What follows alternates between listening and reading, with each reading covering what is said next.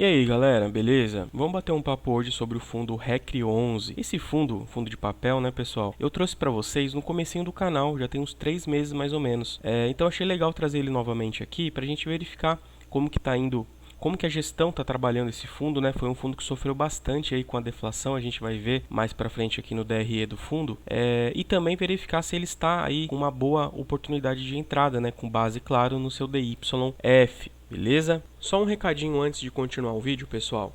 A declaração do imposto de renda de 2023 está chegando, né?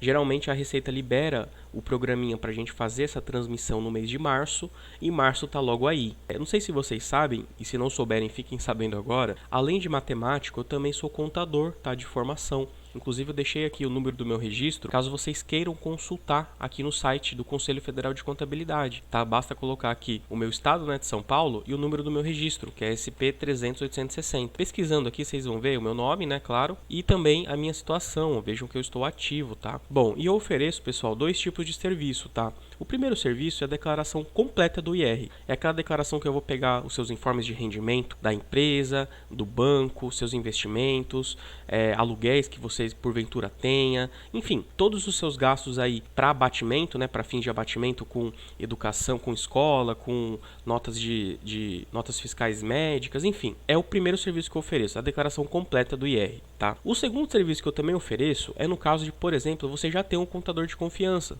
né? Muito comum isso. Você já tem alguém de confiança que faz essa declaração para você há algum tempo, ou mesmo você sempre fez e começou a investir em 2022 e não sabe como declarar os seus investimentos.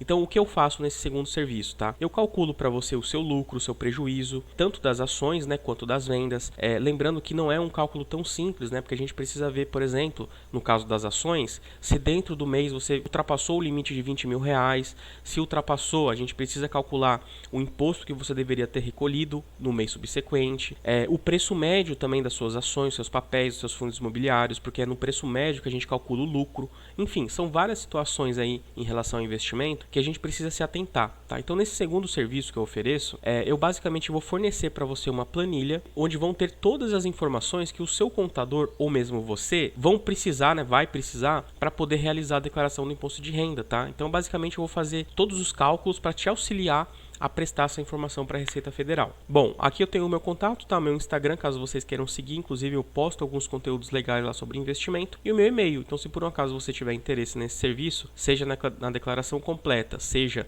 somente na disponibilização da planilha para te auxiliar, entre em contato comigo por aqui, beleza? Bom, pessoal, como vocês sabem, esse vídeo não é uma recomendação de compra, né? Uma análise estatística aí dos resultados do fundo. E se por um acaso esse vídeo aqui trouxer algum conhecimento diferenciado para você, considere se inscrever, tá bom? E curte aí o vídeo também para dar aquela moral, beleza? Vamos dar uma olhadinha aqui nos indicadores fundamentalistas do fundo. Então olha só que legal, né? O REC11 é um fundo que tem uma liquidez bem alta, uma das maiores aí dos fundos de papel. Perceba, ele tem 57 mil negociações, tá? Isso aqui corresponde a aproximadamente 3 milhões e meio de volume financeiro. A gente vai ver já no relatório gerencial. O último dividendo dele foi de 92 centavos. Tem sob gestão um patrimônio de 2,5 bi. Percebam que é um patrimônio bem relevante, né? Bem grande, bem alto. A gente está falando de um fundo aí com uma existência já um pouquinho mais longa, né? Acho que tem uns 5 anos de existência aproximadamente. E está hoje, né, sendo negociado a um PVP de 0,89, ou seja, ele está com um descontinho bem interessante, cerca de 11% em relação ao seu valor patrimonial. Vamos dar uma olhadinha aqui no gráfico do preço. Vocês sabem que eu gosto bastante, né? Aqui o fundo teve seu início em 2018, né? Percebam, 2 de janeiro de 2018. Então a gente está falando aí de realmente 4 anos caminhando para o seu quinto ano. Percebam que o fundo teve uma queda absurda aqui, né, na pandemia, como quase todos, chegando a R$ 84 aproximadamente, né? Não, na verdade ele chegou a menos, ele chegou a 73 aqui, ó. 73,89. E agora, percebam que a gente não está mais em época de pandemia, né? Ainda que existam alguns casos aí que a gente tem que analisar, mas ele está sendo negociado a um preço muito interessante, ó. Com exceção aqui desse boom da pandemia, é o menor preço aí, certamente, dos últimos anos, tá? Ele chegou aqui a ficar 84,71 também, né? Um pouquinho aqui uns dias atrás, mas percebam que do ponto de vista de preço, ele sempre foi negociado acima aí de 90, 95, 100 reais, então ele está sim e uma boa oportunidade de entrada, tá? Olhando para a cotação do fundo. Bom, aqui a gente percebe, analisando o ranking do DYF, né, que desde o IPO ele está aí em 11º lugar, com uma média de 99 centavos de rendimento por cota. O último rendimento dele foi bem próximo disso, né, 92 centavos, como a gente viu ali anteriormente. Então ele tende aí para chegar próximo da sua média, beleza? E tá em 11º aqui, né, galera? O DYF dele tá sendo estimado aí em 1,17% ao mês, com base no valor da última cotação aí do pregão de sexta-feira, tá? Isso corresponde a 14% ao ano aproximadamente, tá bom? Então, é sim um DYF bem interessante, é um fundo que eu gosto bastante dele, acho que ele tá, especialmente hoje, sendo negociado com um custo-benefício muito legal, tá bom? Olhando agora pro relatório gerencial, a gente tem algumas situações para comentar, tá? Primeiro o PL, que eu já comentei com vocês, um PL bem grande, né? 2,5 bi. Aqui são as taxas, é legal sempre saber, né? Do fundo, 0,20 de administração, 1% de consultoria sobre o PL e de performance não há. Tá, interessante. Então, totalizando aí 1,20. O número de cotistas também bem alto, né? 182 mil. É uma base bem grande de acionistas aqui desse fundo, bem interessante. Aqui ocorreu um vencimento antecipado que eu preciso comentar com vocês, né?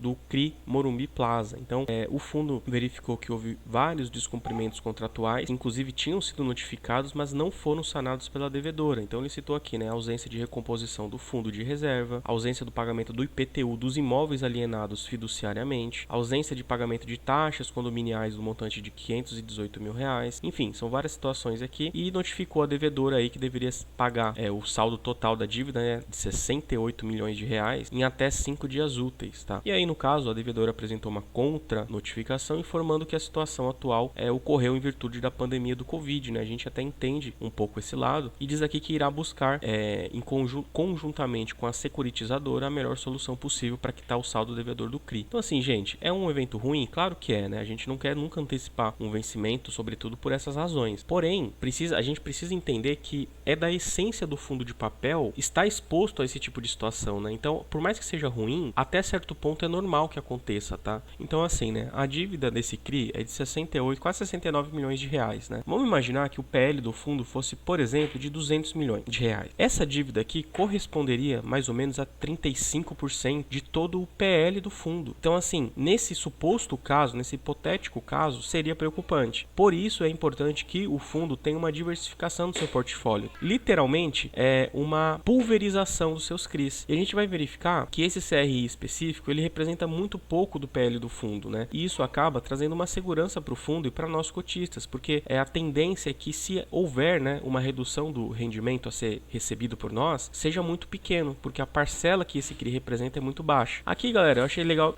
mostrar essa distribuição para vocês também, tá? Dos CRIs, 94% em CRI, então é um fundo que foca bastante em CRI, vocês sabem algo que eu gosto disso. E uma pequena parcela quase insignificante em outros fundos, tá? Salvo engano é do fundo da Suno, né, de papel, o CNCI11. Vou dar uma verificada mais pra frente. É SCNI11, né, corrigindo. Aqui embaixo tem os CRIs do fundo. Olha só que bacana, olha só que interessante, né? A gente tá falando de 94 operações, galera, tá? Sendo 2 FIIs, aqui os fundos que eu falei, né? O SNCI11, representando 1,2 do PL, quase nada, e o Valora CRI Infra, né? Representando 0,6 do PL. Agora, olhando para as outras operações aqui dos CRIs, debentures que ele possui aqui, né? O lastro financeiro, tudo, estamos falando aí de 94 operações. Então, aquela operação do Morumbi, vamos tentar localizá-la aqui, Morumbi Plaza. Olha só, essa operação aqui, ó, representa 2,6% do PL. Ou seja, nós queríamos que isso tivesse acontecido? É claro que não. Mas, primeiro, é natural, pela própria natureza do fundo, e segundo, representa um PL muito pequeno, então traz uma segurança pra gente, beleza? Aqui, galera, ele vai comentar mais sobre o portfólio do fundo. Recomendo que, se você tiver interesse de investir, baixe o relatório gerencial e leia tudo isso. É sempre legal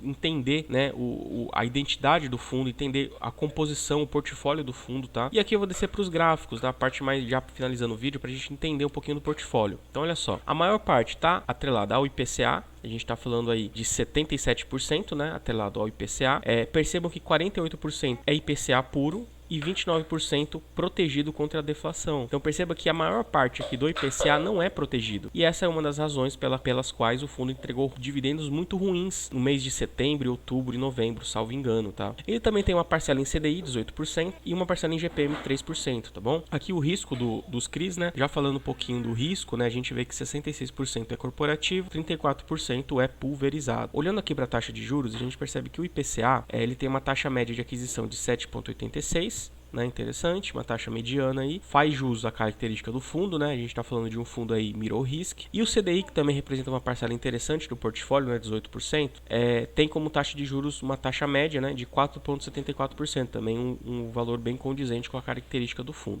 Aqui a segmentação, galera, isso aqui é muito importante para a gente entender aonde estão os devedores desses CRIs, né? Eu destaquei 3, que são aqueles 3 que mais representam risco. A gente está falando de incorporação, 30%, loteamento, 21% e multipropriedade, 4%. Não significa que, por exemplo, dessa incorporação aqui, todos os CRIs dessa segmentação sejam arriscados, né? A gente precisa ver quem são os devedores, precisa verificar qual é a pulverização desse crédito, enfim, é uma série de fatores que a gente precisa entrar aqui dentro para entender. Mas a grosso modo, geralmente, CRIs atrelados a loteamento, a multipropriedade e a incorporação costumam ser mais arriscados, tá? Natural. E aí ele também tem uma porcentagem aqui diversificada, né? Em hotel, pessoa física, outros investimentos imobiliários, utilities, varejo e logística. Então é um fundo bem diversificado desse ponto de vista. Para finalizar, galera, vocês sabem que eu gosto sempre do DRE, né? A parte que eu mais gosto do fundo, que mais me traz conhecimento sobre o fundo. Eu destaquei aqui as receitas de CRI. Infelizmente ele não separa os juros da correção monetária, né? Que aí um pedido para que a gestão mude esse relatório. É sempre interessante. Quanto mais informações, melhor, né? Eu penso assim. Aqui na receita dos CRIs, vamos olhar o seguinte. Eu destaquei em amarelo o período pré-deflação. Então olha só, ele chegou aí 31 milhões, 28, 35, 38, 45 aqui no ápice da inflação, né? E aí teve uma reduçãozinha, 34, 28 e 25. A média antes da deflação foi de 33 milhões de reais de receita de CRI. E aí, galera, olha que doideira, né? A gente vai ver aqui o mês de setembro e outubro caiu para 12 milhões, né? Arredondando aqui vai 13 milhões em setembro, 13 milhões em outubro. Então perceba que a média caiu de 33 milhões de reais para 12, para 13, né? Então assim, o fundo sofreu muito nesses meses aqui, demais. Foi inclusive o momento onde o fundo começou a ter uma queda na sua cotação, só que muito por conta dos investidores que não conhecem essa característica do fundo, né? O fundo tem uma grande parcela, 49%, que não tem essa proteção contra a deflação. E aí, né, por consequência, ele reduziu suas receitas, tá? E galera, é importante dizer que a deflação não é comum, tá? Não é, se a gente tirar o histórico aí, talvez dos últimos 5 ou 10 anos, a gente vai ter aí talvez 6 ou 7 meses com deflação. A maior parte desse período foram sempre meses com deflação, tá? Então é difícil pensar num cenário futuro que isso ocorra novamente. E isso precisa ser considerado por todos os investidores desse fundo, tá? Importante dizer. Em novembro, ele já teve uma recuperação bem interessante, né? Foi para 21 milhões. Em dezembro, mais ainda, 26 milhões, né? Bem legal. Aqui, a gente tem o valor que foi distribuído por cota, perceba. Ele estava distribuindo aí 1,19, 1,30, 1,50, 1,70 aqui no ápice, né? E aí, na deflação, ele distribuiu 60 centavos e 44 centavos. Isso aqui assustou bastante os cotistas e acabou tendo uma pressão de venda muito alta e caiu a cotação do fundo, como eu já disse. Em novembro ele distribuiu 73 centavos e em dezembro, já com essa boa recuperação, já conseguiu distribuir 92, tá? Então bem interessante. Eu entendo que esse fundo aqui tem uma perspectiva muito boa agora para 2023, tá? Inclusive pro mês de janeiro, né, que vai ser pago aí em fevereiro, eu acredito que a gente chegue aí talvez a R$1, 1,10, tá? Depender de como vai performar a inflação. E aí, galera, vai ter mais algumas informações aqui gráficas aqui sobre o fundo, né, comparativos com o CDI, com o IMAB, com o IFIX. Aqui eu destaquei só para finalizar o vídeo a média diária de negociação. Olha só, eu falei que era 3 milhões, 3 milhões e meio, eu errei, né? Na verdade a gente está falando de um fundo com 4 milhões e 700 reais de média diária de negociação. Galera, eu já falei para vocês, tem muita ação que não tenha uma liquidez dessa, tá? Muita ação, a gente está falando de um fundo imobiliário. Então assim, muito legal, muito positivo. É um fundo de fácil entrada e de fácil saída, beleza? Gente, eu acho que é isso. Aqui tem mais algumas informações adicionais. Esse é o REC 11, o fundo de papel Mirror Risk. Tenho boas perspectivas para ele agora em 2023 por conta da não deflação. E tem um DYF aí de 1,17 desde o IPO, ou seja, um dividendo acima de 1% no preço que ele está sendo negociado hoje, a R$ 84,90, beleza? Gente, mais uma vez, se você curtiu o vídeo, considere se inscrever no canal, dá aquela moral pra gente e curte o vídeo também, ajuda bastante o crescimento do canal, beleza? Valeu!